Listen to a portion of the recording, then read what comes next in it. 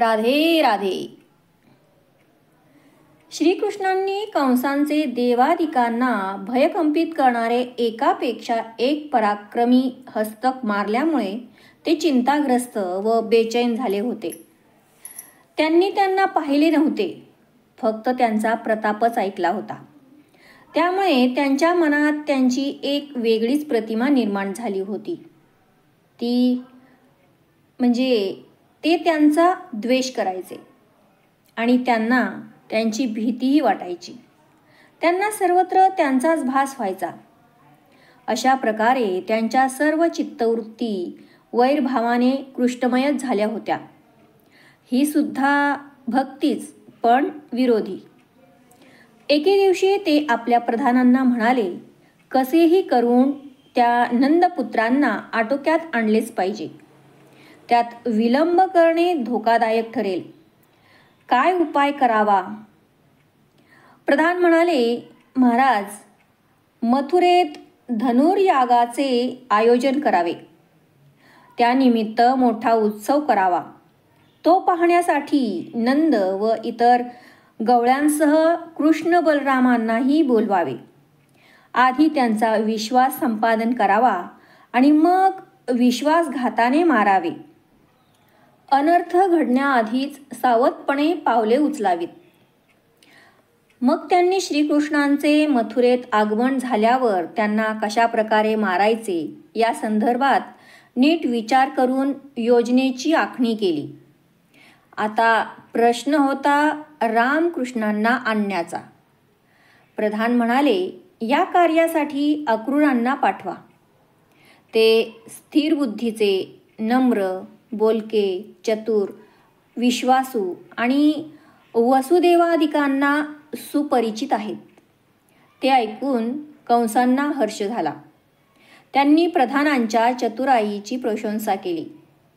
त्यानंतर लवकरच कंसांनी अक्रूराला बोलावले.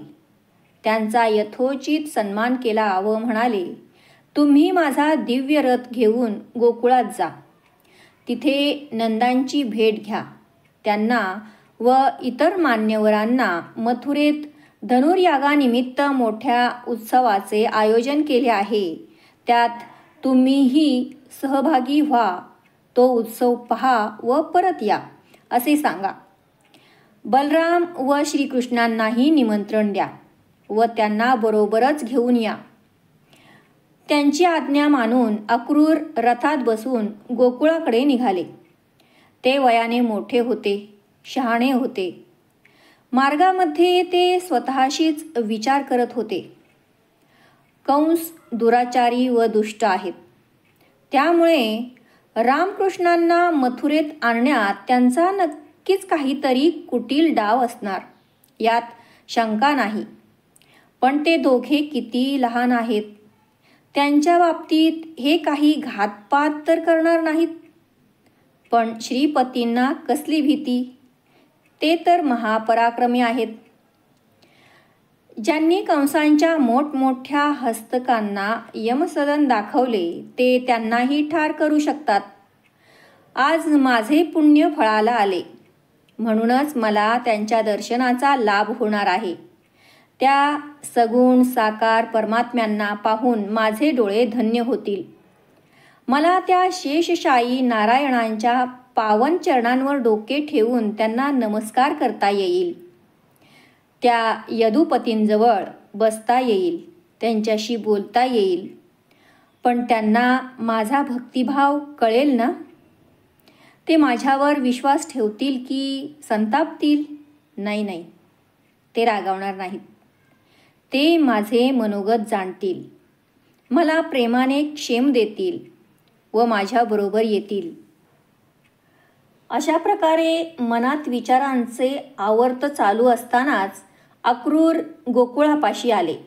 त्यांनी रथ थांबवला. खाली उतरून भूमीवर साष्टांग नमस्कार घातला. खाली धुळीमध्ये श्रीकृष्णांची पदचिन्हे उमटलेली दिसली. ती धूळ त्यांनी आपल्या भाळी लावली. त्यांना गोकुळ, तेथील गोप गोपी, वृक्षवल्लरी, गायी वासरे या सर्वांच्या भाग्याचा हेवा वाटत होता. त्यांचा कंठ सद्गदित झाला होता आणि डोळ्यांमध्ये अश्रू दाटून आले होते. ते हात जोडून पायीच चालत निघाले. संध्याकाळ झाली होती. कृष्ण बलराम गुरे वासरे घेऊन घराकडे चालत होते. अक्रूर नंदांच्या घरी आले. नंदांनी क्षेमालिंगन देऊन त्यांचे स्वागत केले. तेवढ्यात बलराम व कृष्ण आले. घनश्याम श्रीकृष्णांचे सर्वांग धुळीने माखले होते. वृद्ध अक्रूरांना पाहून ते वंदन करण्यासाठी पुढे आले, पण त्याआधीच अक्रूरांनी त्यांचे पाय धरले. प्रभूंच्या दर्शनाने त्यांच्या सर्वांगावर रोमांच उभे राहिले. डोळ्यांमधून गळगळा अश्रू वाहू लागले. त्यांची भावावस्था जाणून श्रीकृष्णांनी स्वहस्ते त्यांना उठवले आणि त्यांच्या गळ्यालाच मिठी घातली. काय हे सुदैव! अशी गळामिठी त्यांनी शिवजी व ब्रह्माजींनाही घातली नसेल. त्या भेटीवरून कोट्यवधी तीर्थे ओवाळून टाकावीत. मग त्यांनी बलरामांनाही नमस्कार केला. आज त्यांना शेष व नारायण हे दोघे अवतार पुरुष भेटले होते. त्यांच्या आयुष्यातला हा सोन्याचा दिवस होता. मग रामकृष्णांनी दोन्ही हात धरून त्यांना घरात नेले. त्यांनी यशोदांनाही नमस्कार केला. नंद महाराजांनी त्यांना सुखासनावर बसवले. त्यांचे उत्तम आदरातिथ्य केले. त्यांनीही त्या सर्वांना मथुरेतील क्षेमकुशल सांगितले. त्यानंतर अक्रूरांनी नंदांना कंसांचा निरोप सांगितला. त्यावर नंद यशोदा म्हणाले, अक्रूर, तुम्ही आमचे प्रिय आप्त आहात. कंस महाराज श्रीकृष्णांचा घात करण्यासाठी अहोरात्र टपून बसले आहेत. ही गोष्ट तुम्ही कशी विसरता? हा धोका आम्ही पत्करणार नाही, कारण यांना काही झाले तर आम्ही जिवंत राहू शकत नाही. ते म्हणाले, या श्रीकृष्णांना तुम्ही लहान समजू नका. यांचे आजवरचे सर्व पराक्रम आठवा. मनात आणले तर हे कृतांतालाही शिक्षा करू शकतात. त्यावेळी श्रीकृष्णही म्हणाले, आई बाबा, तुम्ही उगीच काळजी करता. आपण सर्वच मथुरेत जाऊ. मी कंसांचा वध करीन. मुष्टिक व चाणूर यांनाही मारीन, कारण त्यांच्या पापांचे घडे भरले आहेत आणि त्यांना मारल्याशिवाय साधू संत गो ब्राह्मणांचा छळ थांबणार नाही. ते ऐकून नंद यशोदांचे समाधान झाले. श्रीकृष्णांना कलिकाळाचेही भय नाही. ते पूर्णतः निर्भय आहेत. ही गोष्ट त्यांनी अनुभवाने जाणली होती. मथुरेत जाण्याचे निश्चित झाले. गवळ्यांना निरोप धाडण्यात आले. त्यांनी बरोबर काय न्यायचे ते सांगण्यात आले. त्यानंतर उद्या वनमाळी जाणार आहेत हे वृत्त हा हा म्हणता सर्व गोकुळात पसरले. सकाळ झाली. अक्रूरांनी अश्व जोडले. गवळी जमले. कंसासाठी त्यांनी दुधाच्या कावडी भरून घेतल्या होत्या. खाणे पिणे झाल्यावर रामकृष्णही तयार झाले. त्यांनी यशोदा व रोहिणींना नमस्कार केला. दोघीही रडत होत्या. यशोदांनी श्रीकृष्णांना जवळ घेतले आणि म्हणाल्या, मनमोहन, जपून जा आणि लवकर परत या. आज पहिल्यांदाच दृष्टीआड होत आहात, त्यामुळे जीवाची घालमेल होत आहे, कारण तुम्ही माझी विश्रांती आहात. तुमच्या वाचून हे गोकुळ शून्यवत होईल. मला तुमचा वियोग सहन होत नाही. मी काय करू? श्रीकृष्णांनी त्यांचे अश्रू पुसले. तोच गोपी रडत रडत आल्या. त्या छाती पिटत होत्या. यशोदा, यांच्या रूपाने गोकुळाचा प्राणच चालला हो, असे म्हणून कोणी मूर्छित पडली तर इथे कशी प्रेतकळा पसरली आहे पहा, असे म्हणून कोणी धरणीवर लोळण घेतली. कोणी अक्रूरांना म्हणू लागल्या, आमचे सुख पाहवले नाही म्हणून ते लुबाडण्यासाठी इथे आलात काय? तुमचे नाव व्यर्थ आहे. तुम्ही क्रूर, निर्दयी व निष्ठुर आहात. आमच्यावर कृपा करा. या श्रीरंगांना नेऊ नका. गोपी रडत ओरडत अक्रूरांना दूषणे देत होत्या. तोच राम व कृष्ण रथात बसले. अक्रूरांनी रथ हाकला तेव्हा व्रजगोपींनी त्या रथापुढेच स्वतःला झोकून दिले.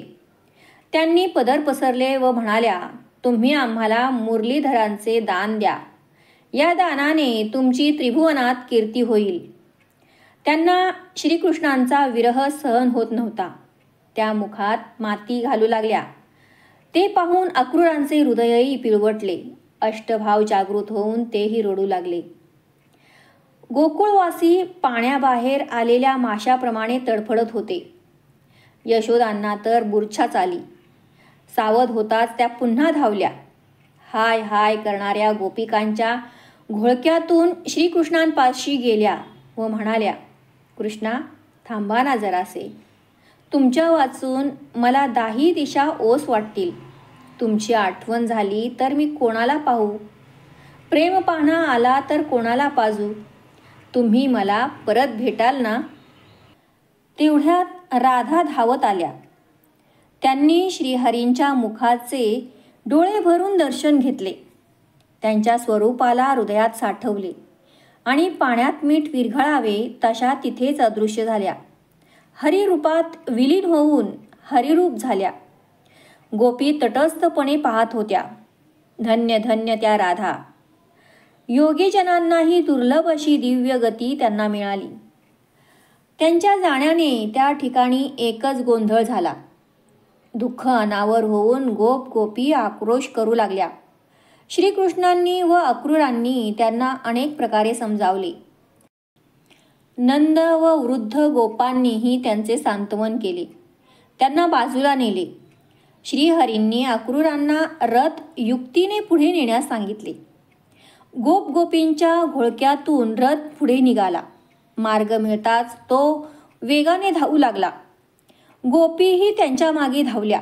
धावता धावता मूर्छा येऊन पडल्या. क्षणाक्षणाने त्यांच्यामधील अंतर वाढत होते. गोपी कपाळ पिटू लागल्या. मस्तकीचे केस उपटू लागल्या.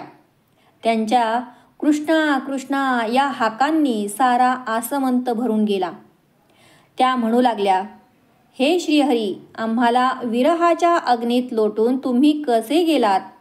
हाय रे दुर्दैवा, आज आमचा प्राण विसावा गेला. आता आम्ही कोणाचे कोड कौतुक करावे? यशोदांकडे कोणाची गाऱ्हाणी सांगावी? अहो, तुम्हाला जायचेच होते तर आम्हाला स्वहस्ते मारून तरी टाकायचे होते. आता तुमचे केव्हा दर्शन होणार? बघता बघता रथ दृष्टीआड झाला. तरी घोड्यांच्या टापांनी उडणारी धूळ काही वेळ दिसतच होती. गोपी निराश मनाने गोकुळाकडे निघाल्या. आज ते संपूर्ण नगर शून्यवत व भकास वाटत होते. त्या शोक करतच यशोदांकडे गेल्या. त्यांना गळा मिठी घालून रडू लागल्या. यशोदांना घर खायला उठले आहे असे वाटत होते. त्या श्रीकृष्णांना शोधण्यासाठी घरभर हिंडू लागल्या. त्यांनी त्यांची बाळलेणी, त्यांची खेळणी, त्यांच्या आवडत्या वस्तू गोपींसमोर आणून ठेवल्या आणि त्यांना कवटाळून रडू लागल्या. त्यांच्या इवल्याशा बासरीचे, पितांबराचे, मोरपिसाचे, वनमाळेचे मुके घेऊ लागल्या. आणि श्रीकृष्ण म्हणजे सावळे परब्रह्म. त्यांना मी मारायचे, त्यांचा कान धरायचे, त्यांना बांधून ठेवायचे, त्यांना गायी राखायला पाठवायचे. काय हे अज्ञान! जे ब्रह्मदेवांचे आराध्य दैवत त्यांचा मी अवमान करायचे. मला मायेने भ्रमिष्ट केले होते म्हणून त्यांचा अद्भुत महिमा मला कधी कळलाच नाही. मी ठकले असे म्हणून खेद करू लागल्या. गवळणीही दुःख करत आपापल्या घरी गेल्या व नित्याची गृहकृत्ये करताना अहोरात्र कृष्णस्मरण करू लागल्या. त्यांचे चित्त हरिमयच झाले होते. ते हरींनी वेधल्यामुळे त्यांच्या बाह्यवृत्ती मावळून गेल्या होत्या. यदुश्रेष्ठ श्रीकृष्णांशिवाय जो विलास भोग तो केवळ भवरोगच अशी त्यांची खात्रीच झाली होती. ती भक्ती शेषांनाही आकलन होणारी नव्हती. श्रीकृष्ण व बलराम रथातून मथुरेकडे जात होते. त्यांच्या मागून गोप समुदाय चालला होता. मार्गात यमुनेचा तीर जवळ आला. गोप स्नानासाठी यमुनेत उतरले तेव्हा रामकृष्णांना रथातच बसायला सांगून अक्रूरही तिथे जाण्यासाठी निघाले. काही अंतर गेल्यावर त्यांनी मागे वळून पाहिले तेव्हा ते दोघे फारच सुंदर दिसले. त्यांना पाहून त्यांच्या मनात विचार आला, ही दोन्ही भावंडे किती सुकुमार दिसत आहेत आणि मी यांना कंसांकडे घेऊन चाललो आहे. ते द्वेषी आहेत, यांचा घात करण्यासाठी टपले आहेत. अशा परिस्थितीत मथुरेत गेल्यावर त्यांच्या बाबतीत काही विपरीत घडले तर मी काय करू? लोक मलाच दोष देतील. शेवटी काय होणार आहे तेच कळत नाही. अक्रूर शंकाकुल मनानेच पाण्यात शिरले.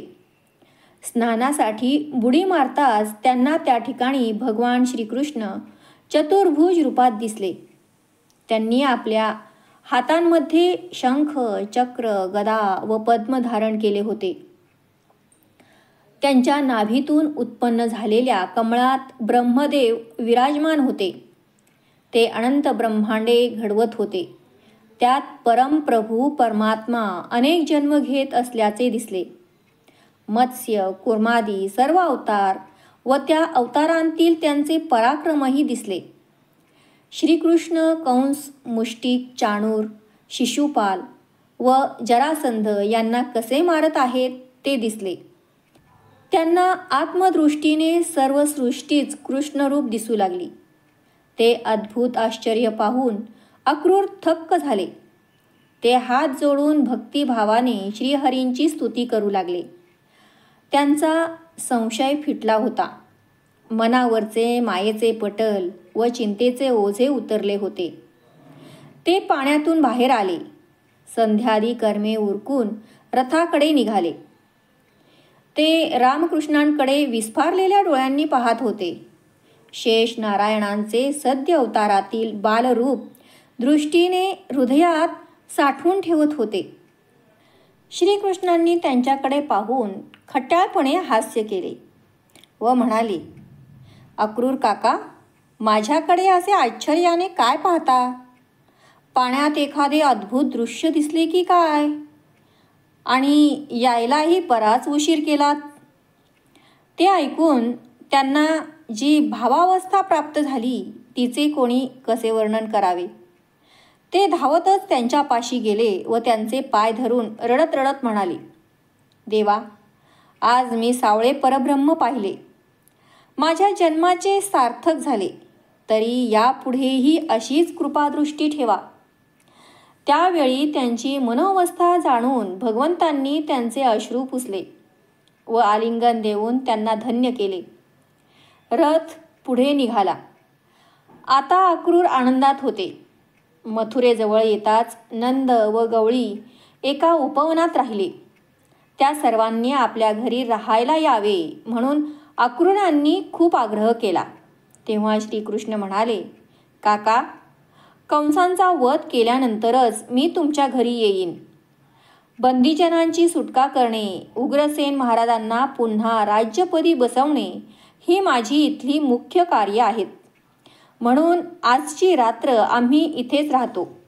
तुम्ही कंसांना आम्ही आल्याचा निरोप द्या. अक्रूरांनाही ते पटले.